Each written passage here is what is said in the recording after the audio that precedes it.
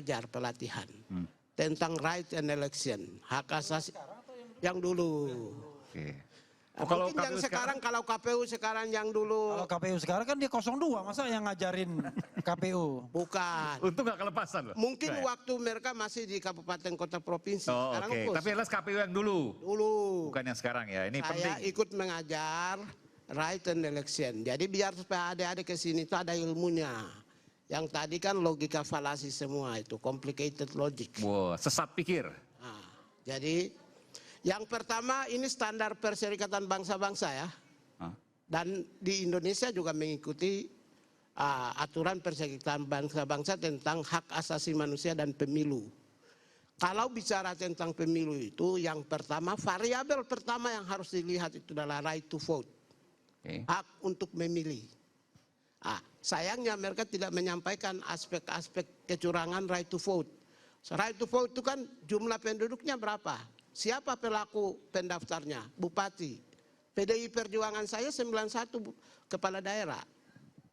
Kan karena jumlah penduduk itu dihitung dari kabupaten kota dan dikirim ke pusat untuk kepentingan dana alokasi umum dan kepentingan suara mereka basis.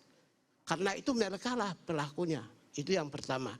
Tapi selama ini kan lancar-lancar saja. Yang kedua DPT, daftar pemilu tetap kita. Karena pemerintah lancar mendaftarkan, karena penyelenggara pemilu lancar dan mendatangi, sehingga apa? DPT tahun 2019 itu 190 juta kita punya. Sekarang 204 juta, naik 14 juta adik-adik sekalian.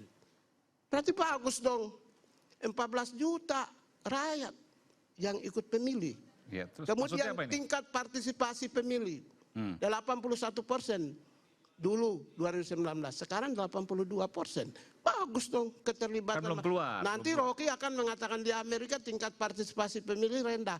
Ya di sana itu masyarakat mengerti tentang demokrasi. Kalau di sini anonim, masyarakatnya tidak paham.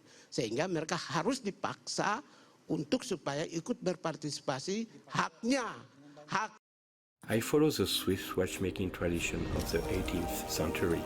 From my partnership right to take a part of government. Bagaimana warga negara rakyat harus dipancing untuk meningkatkan partisipasi dengan negara memiliki kewajiban untuk mendaftarkan dan meminta agar rakyat ikut pemilu. Sosialisasi. Ya. Oke, oleh KPU. Ya. Itu yang kedua. Pertama, yang kedua right to take a part of government. Warga negara kami semua ini punya hak untuk ikut berpartisipasi dalam pemilu sebagai pimpinan. Tapi negara sudah close, yaitu kalau Anda mau menjadi pimpinan, ada instrumen rekrutmen pimpinan, yaitu partai politik. Hanya melalui partai politik Anda bisa jadi presiden. Kemudian tidak berhenti di situ, di partai politik juga di close 20% syaratnya, sehingga yang keluar cuma 2-3 orang.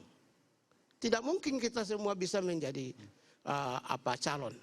Cuma terus maksudnya apa nih Bung? Berarti ya karena undang-undang mengatur maka tidak melanggar hak asasi manusia.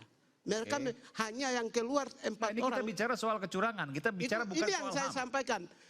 Karena itu apakah terjadi pelanggaran? Tidak. Semua undang-undang mulai dari Mahkamah Konstitusi sampai dengan persyaratan-persyaratan di dalam peraturan perundangan pemilu itu kan awalnya bagaimana memilih, tapi proses pelaksanaannya kan Bigai belum singgung. Tunggu dulu, saya jelasin dulu. Itu yang berikut. Yang ketiga, free and fair election.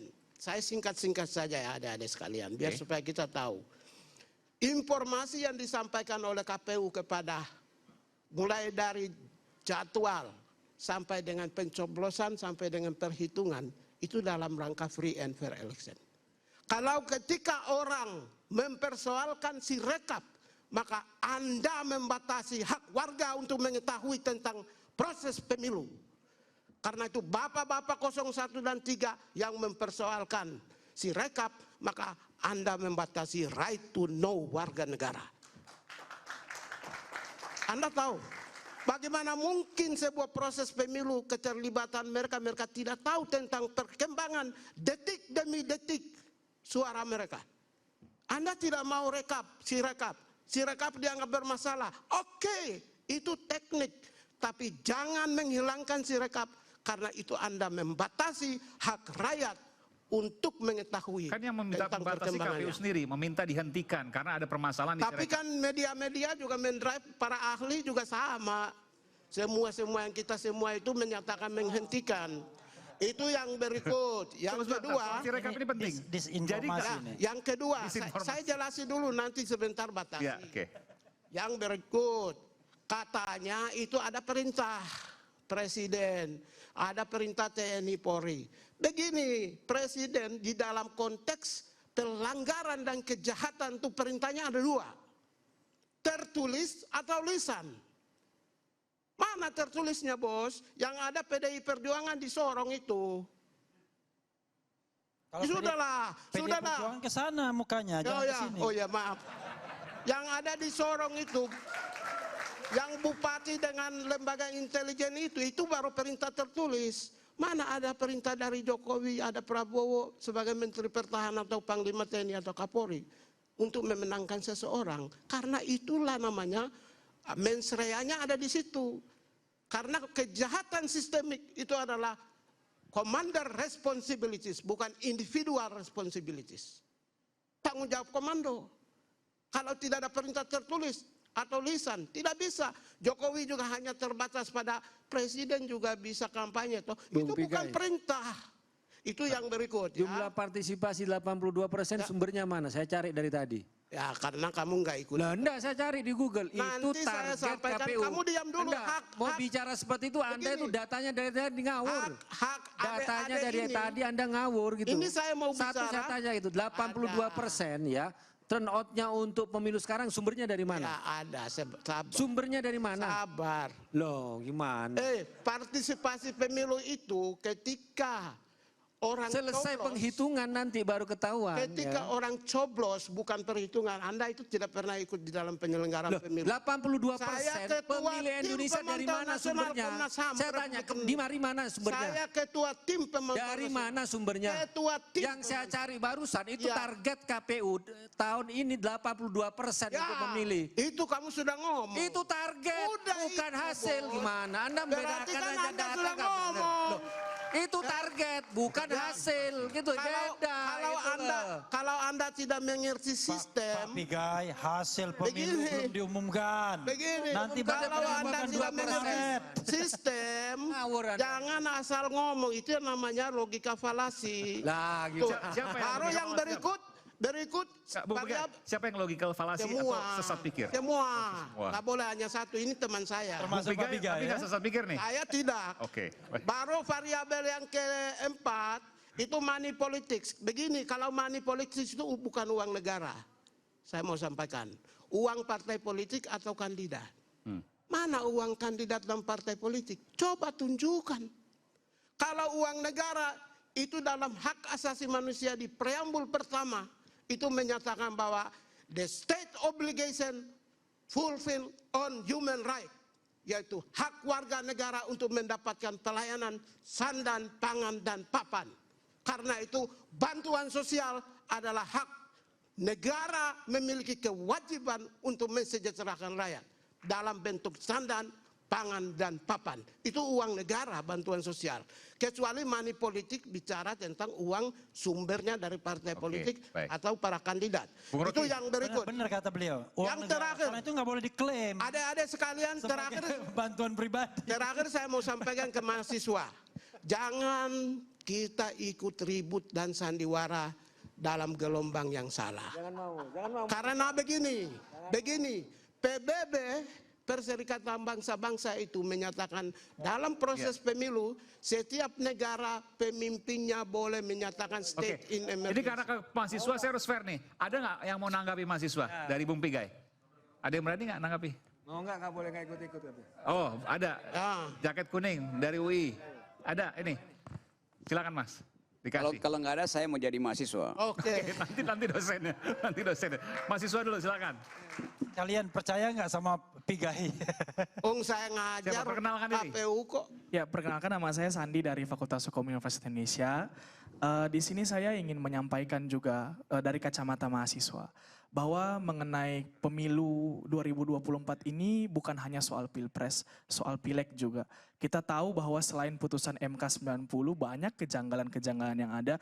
Contohnya mengenai putusan Mahkamah Agung yang diabaikan oleh KPU mengenai keterwakilan perempuan untuk pemilihan legislatif. Dan setelah itu pun Bawaslu menyatakan bahwa KPU bersalah karena mengabaikan putusan Mahkamah Agung tentang keterwakilan perempuan yang presentasinya apabila ada koma maka turun ke bawah pembulatannya, dan itu yang sebenarnya menjadi kesalahannya holistik, bukan cuma putusan MK nomor 90, bukan mengenai bansos saja, tapi sejak awal pun KPU sering lalai dalam memberikan keputusannya terkait dengan apa yang sebenarnya harus dilakukan oleh penyelenggara pemilu. Tadi disebutkan misalnya ya udah mahasiswa diam saja, mahasiswa tidak perlu resah karena semuanya berjalan dengan normal gitu. Kami di Fakultas Hukum UI ketika pemilu 2024 kemarin melakukan pemantauan TPS, sekarang juga kami sedang melakukan berbagai diskusi-diskusi publik dalam kampus bagaimana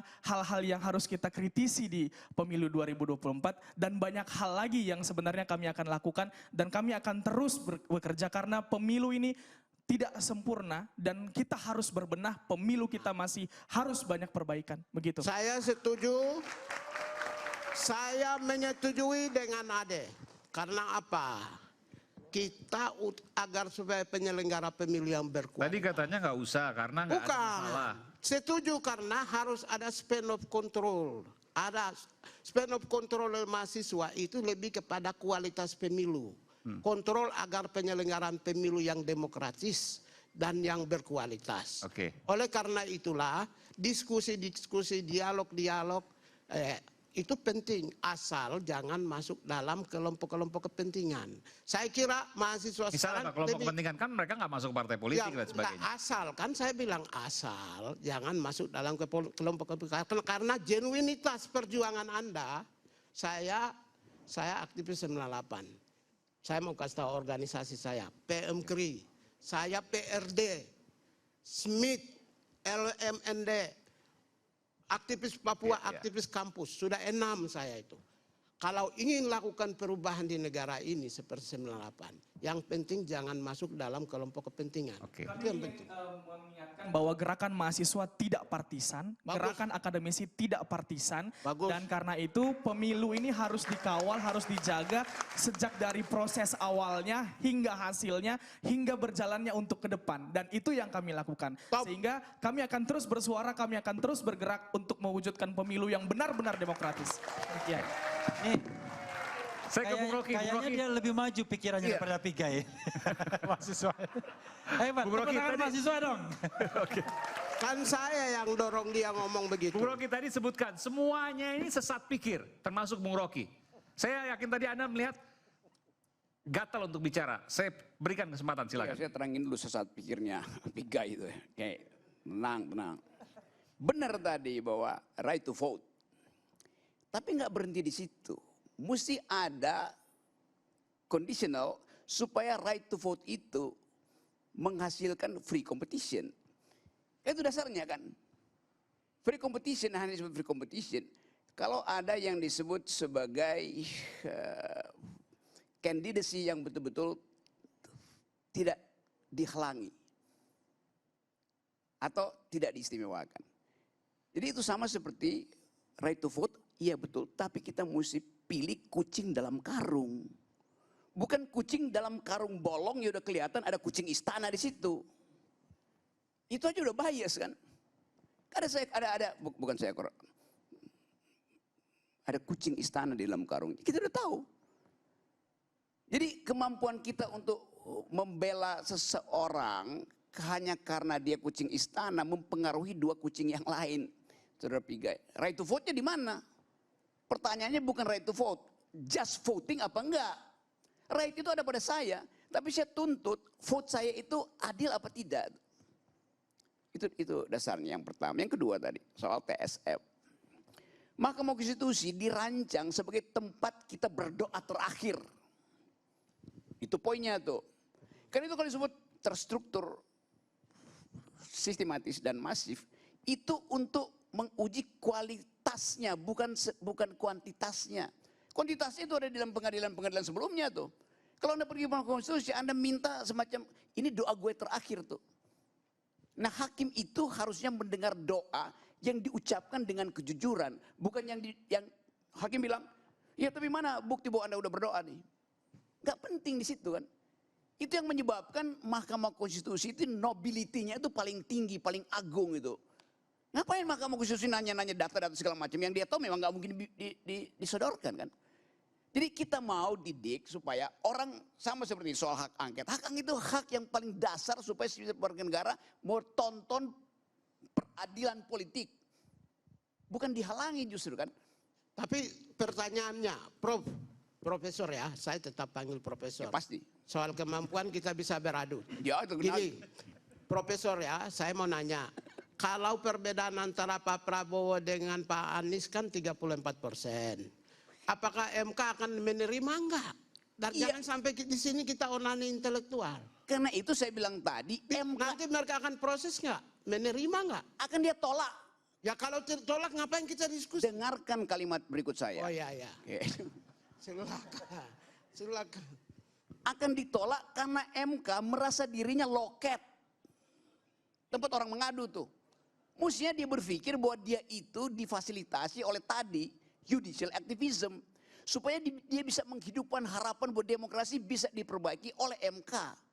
Kalau MK tolak, ini akan jadi presiden untuk MK berikutnya tuh. MK berikutnya, bawa aja datanya tuh, terus-terus begitu.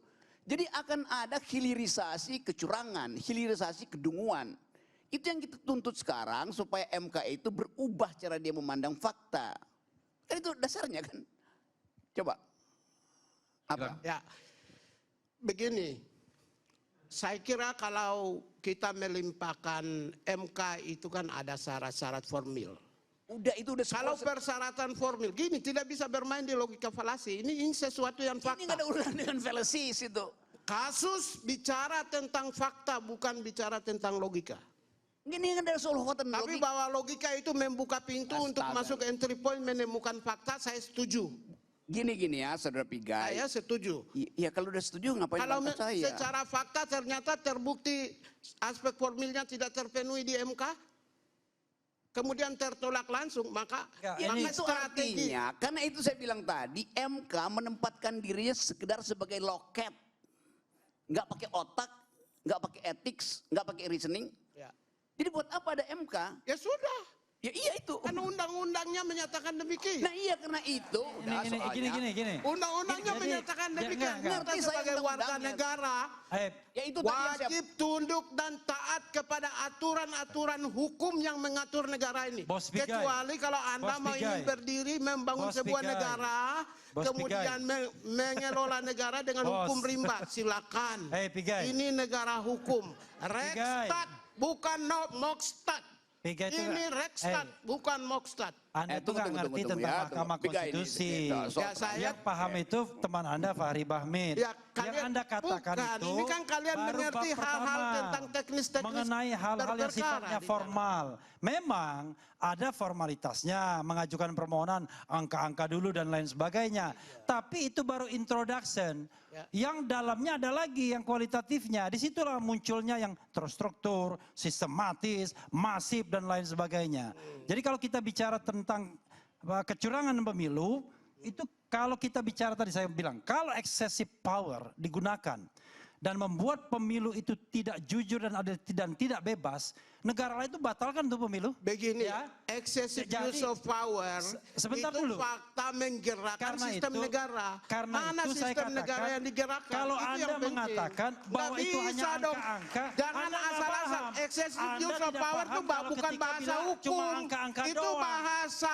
bahasa keamanan itu, ketertiban atau penggunaan kekuatan negara. MK di dunia bukan ini, penggunaan di Thailand, di kekuasaan Georgia hukum. dan beberapa negara lainnya, itu ketika dia membatalkan pemilu, bukan hanya soal angka-angka. You understand what I mean? Yeah, I know. Oke. I know, Oke, but kita akan lanjutkan nanti. Tapi excessive use of power Iya. itu tidak bisa bicara Jadi dia ini nggak ngerti MK, sosok bicara MK. Bukan, Saya sama Fahri ini sudah bicara dengan MK itu udah biasa itu. Ya, Dia tapi nggak ngerti MK, ini kan datang ke hal-hal MK aja nggak pernah teknis dia. Oke, ece ya. itu. Nanti kita akan Ini kita bicara tentang Kita akan bernegara, kembali saat lagi bukan tetaplah bersama kami di Rakyat Bersuara.